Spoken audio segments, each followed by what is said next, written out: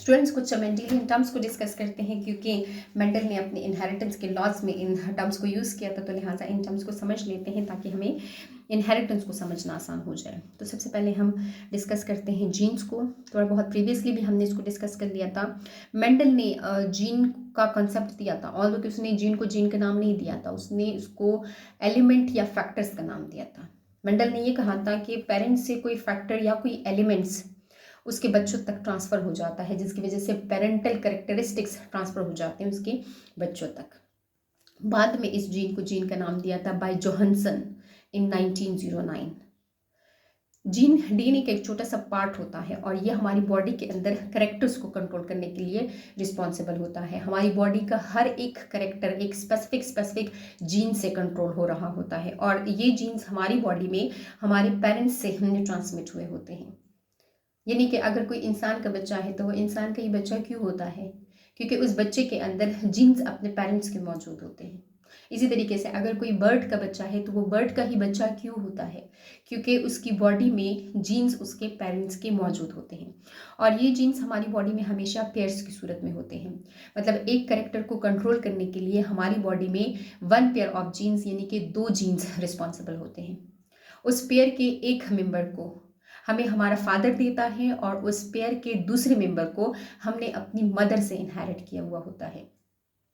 तो इसको हम थोड़ा सा डायग्राम से भी समझते हैं। क्रोमोसोम लेवल पर बात करते हैं। हम कहते हैं कि हमारी बॉडी में 46 क्रोमोसोम्स होते हैं। तो ये क्रोमोसोम्स हमेशा पेयर्स की सूरत में होते हैं, मतलब कि 23 पेयर्स होते हैं।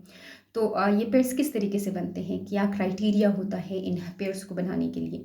तो क्राइटेरिया ये होता है कि हमारी बॉडी में सारे के सारे क्रोमोसोम्स एक जैसे या एक ही स्ट्रक्चर के नहीं होते हैं, डिफरेंट स्ट्रक्चर के होते हैं। यहाँ पे आप देख भी सकते हैं, ये एक क्रोमोसोम है और ये दूसरा क्रोमोसोम है। इसने पेयर क्यों बनाया हुआ है? क्योंकि इनका स्ट्रक्चर आप इसमें रिजेंबल करता है। ये एक क्रोमोसोम है, ये दूसरा क्रोमोसोम है, तो इनकी भी स्ट्रक्चर आप इसमें रिजेंबलेंस रखती है। इस तरीके से ये एक तीसरा पेयर है क्रोमोसोम्स का, तो स्ट्रक्चर की रिजेंबलेंस की बेसिस पर क्रोमोसोम्स आप इसमें जोड़े बना लेते हैं। और ये जो रिजेंबलेंस है, जो 2 क्रोमोसोम्स आप इसमें कंबाइन हुए होते हैं, तो इन क्रोमोसोम्स को हम कहते हैं होमोलॉगस क्रोमोसोम्स, क्योंकि इनका स्ट्रक्चर एक जैसा होता है। और हम इस एक जो क्रोमोसोम है, इसके ऊपर जो जीन मौजूद है वो यहाँ पे उसका दूसरा मेंबर भी मौजूद होता है, क्योंकि जीन्स हमेशा पेयर्स की सूरत में होते हैं। तो इन होमोलॉगस क्रोमोसोम्स के ऊपर भी होमोलॉगस जीन्स मौजूद होते हैं, मतलब कि एक ही करेक्टर को कंट्रोल करने के लिए एक जीन यहाँ पे मौजूद होगा, दूसरा जीन यहाँ पर मौजूद होगा। और इन पेयर्स में एक पेयर का एक मेंबर, ये हम फादर से इनहेरिट करते हैं और ये हम मदर से इनहेरिट करते हैं।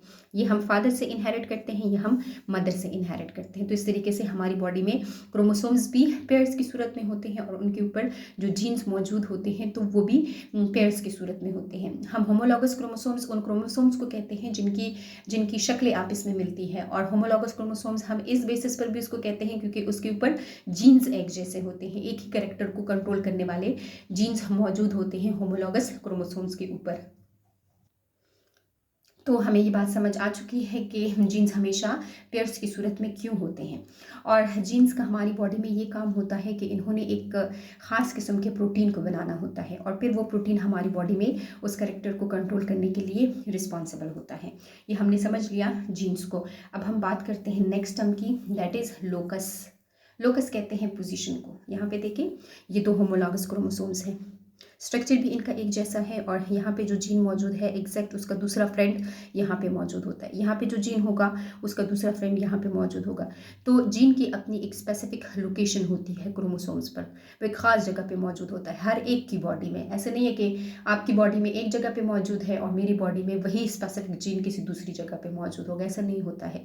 हर एक जो बंदा है उसकी वही लोकेशन होती है उसकी जीन्स की, उसके क्रोमोसोम के ऊपर। तो ये जो एक ख़ास पोजीशन है जीन के इस क्रोमोसोम के ऊपर, इसको हम कहते हैं locus. Position of a gene on chromosome, उसको हम कहते हैं लोकस, और ये स्पेसिफिक होती है हर एक जीन के लिए। अब हम समझते हैं टर्म एलील को। अब यहाँ पे देखिए, ये एक ही पेयर है जीन का, तो ये एक जीन है और ये इसका दूसरा फ्रेंड। तो जो इसका दूसरा फ्रेंड है तो इसको हम कहते हैं एलील। अब ये इसका फ्रेंड है और ये वाला इसका फ्रेंड है, तो जो आपस में 2 फ्रेंड्स हैं तो इसको हम कहते हैं alleles. Alternative form of a single gene, and it code for the same character, दोनों एक ही कैरेक्टर को कंट्रोल करने के लिए रिस्पॉन्सिबल होते हैं, but it can give rise to contrasting characters, contrasting traits भी ये बना सकता है। कैसे बनाता है इसको हम समझते हैं। ये एक ऐसा जीन है जो कि हमें हमारे फादर ने दिया है, और ये एक ऐसा जीन है जो कि हमें हमारी मदर ने दिया हुआ है। और ये चलो हम पी प्लांट को माइंड में रख लेते हैं। ये पी प्लांट में टॉलनेस को कोट कर रहा होता है, मतलब ये ऐसे प्रोटीन बनाता है जो कि पी के प्लांट में टॉलनेस को कंट्रोल कर रहा होता है। तो जो सही वाला होता है, जो सही जीन होता है, उसको हम हमेशा कैपिटल से रिप्रेजेंट करते हैं। सही का मतलब ये है कि वो उस प्रोटीन को बनाने की एबिलिटी रखता है, और गलत वाले का क्या मतलब है, गलत का मतलब ये है कि वो प्रोटीन नहीं बना सकता है। तो ये दोनों सही है, तो इसलिए वो प्रोटीन बन जाएगा और वो कैरेक्टर टॉलनेस में चला जाएगा। अब ये एक जीन है और ये दूसरा जीन है, मतलब ये दोनों एक दूसरे के एलील्स हैं। ये एक पेयर है उस कैरेक्टर को कंट्रोल करने के लिए, तो ये भी गलत है और ये भी गलत है। ये उसको उसके फादर ने दिया हुआ होगा, ये उसको उसकी मदर ने दिया हुआ होगा, लेकिन ये दोनों प्रोटीन नहीं बना सकते हैं, तो इसकी वजह से जो कैरेक्टर है वो नहीं अपेयर होगा, तो वो पी प्लांट ड्वार्फ हो जाएगा। तो ये एक कैरेक्टर आ गया इन्हीं एलील्स की वजह से, ये दूसरा कैरेक्टर आ गया उन्हीं एलील्स की वजह से। तो ये दोनों एक दूसरे के कॉन्ट्रास्टिंग ट्रेट्स हैं, मतलब कि एलील्स की वजह से ही कॉन्ट्रास्टिंग कैरेक्टर अपेयर हुआ। एक जो है वो टॉल हुआ अपने एलील्स की वजह से, और दूसरा ड्वार्फ हुआ अपने ही एलील्स की वजह से। अब यहाँ पे देखिए, ये सही वाला है जो कि उसमें भी उसके पेरेंट्स में उसके फादर ने दिया हुआ होगा, मदर भी दे सकती है या फादर भी दे सकता है, किसी एक पेरेंट ने दिया हुआ होगा।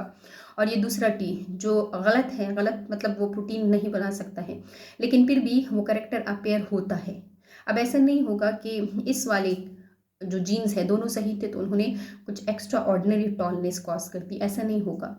ये जो टॉलनेस है और ये जो टॉलनेस है ये एक जैसी होगी, लेकिन यहाँ पे जो गलत वाला मौजूद है तो इस बेचारे को इसने कंपनसेट कर दिया है, इसने वो कैरेक्टर या वो प्रोटीन बना दिया है। तो ये इस तरीके से एलील्स की वजह से ही कॉन्ट्रास्टिंग कैरेक्टर्स आते हैं। अगर दोनों एलील्स सही होते हैं तो कैरेक्टर टॉलनेस में चला जाता है उस पी प्लांट में, और अगर दोनों एलील्स डिफेक्टिव हो या वो नहीं बना सकते या वो फॉल्टी होते हैं तो उनकी वजह से वो कैरेक्टर नहीं अपेयर होता, तो वो पी प्लांट ड्वार्फ हो जाता है। तो ये है एलील का कंसेप्ट कि जो एलील्स हैं तो वो जो पेयर में जीन्स मौजूद हैं तो वो दोनों मेंबर्स एक दूसरे के एलील्स होते हैं, वो एक दूसरे के फ्रेंड्स होते हैं, क्योंकि वो एक ही कैरेक्टर को कंट्रोल करने के लिए रिस्पॉन्सिबल होते हैं। अब हम समझते हैं होमोजाइगस को। होमोजाइगस को हम ट्रू ब्रीडर या प्योर ब्रीडर भी कहते हैं, या हम इसको प्योर लाइन ब्रीडर भी कहते हैं। अब यहाँ पे देखिए, जो टॉलनेस के लिए जीन्स रिस्पॉन्सिबल हैं, अगर वो दोनों एक जैसे हैं, मतलब दोनों सही हैं, दोनों की जो करेक्टर्स हैं वो अपेयर हो रहा होता है, दोनों प्रोटीन्स बनाने की एबिलिटी रखते हैं, तो उसको हम कहते हैं होमोजाइगस। होमोजाइगस मीन एक जैसे। अब यहाँ पे दोनों एक जैसे हैं, दोनों ही प्रोटीन नहीं बना सकते हैं, तो इसको हम कहते हैं कि ये ट्रू है, ये प्योर है, ये होमोजाइगस है। अब हम हेट्रोजाइगस को समझते हैं। हेट्रोजाइगस को हाइब्रिड भी कहा जाता है, कि ऐसे जीन्स मौजूद हो उस कैरेक्टर को कंट्रोल करने के लिए उस पी प्लांट में या किसी में भी, कि एक तो सही हो लेकिन दूसरा फॉल्टी हो, तो इसको हम कहते हैं हेट्रोजाइगस या हाइब्रिड। डोमिनेंट को समझते हैं। अगर इस किस्म की कंडीशन होती है, ये हाइब्रिड की कंडीशन होती है, तो इसमें से जो जीन जो एलील प्रोटीन बना सकता है उसको हम कहते हैं डोमिनेंट, और जो नहीं बना सकता है, जो एलील नहीं बनाने की एबिलिटी रखता है, उसको हम कहते हैं रिसेसिव। तो डोमिनेंट कहते हैं हम उस जीन को जो कि अपने आप को एक्सप्रेस कर देता है। एक्सप्रेस करने का ये मतलब होता है कि वो प्रोटीन बना दे, तो इस तरीके से जीन अपनी एक्सप्रेशन शो करते हैं। और रिसेसिव हम किसको कहते हैं? Weak gene that does not express itself in the presence of dominant gene. तो ये नहीं एक्सप्रेस होगा क्योंकि डोमिनेंट मौजूद है, और ये बेचारा अपने प्रोटीन से नहीं बना सकता है क्योंकि इसके पास एबिलिटी नहीं है, तो लिहाजा हम इसको रिसेसिव कहते हैं। Monohybrid cross. मेंडल ने मोनोहाइब्रिड क्रॉस उस क्रॉस को कहा, उन पेरेंट्स के दरम्यान में क्रॉस को कहा। मेंडल ने 7 कैरेक्टर्स को माइंड में रखा था, वो 7 कैरेक्टर्स के लिए स्टडीज कर रहा था। तो अगर वो 6 कैरेक्टर्स में, वो पेरेंट्स 6 कैरेक्टर्स में सिमिलर थे, उनमें कोई भी 6 कैरेक्टर्स में डिफरेंसेस नहीं थी, जस्ट वो पेरेंट्स सिर्फ एक ही कैरेक्टर में एक दूसरे से डिफरेंट थे, तो उसको कहा मोनोहाइब्रिड क्रॉस। मोनोमीन के एक करेक्टर उनमें डिफरेंट था। अ cross between to individuals that differ with one particular trait, एक ही ट्रेट में वो एक दूसरे से डिफरेंट थे, तो उनको कहा मोनोहाइब्रिड क्रॉस।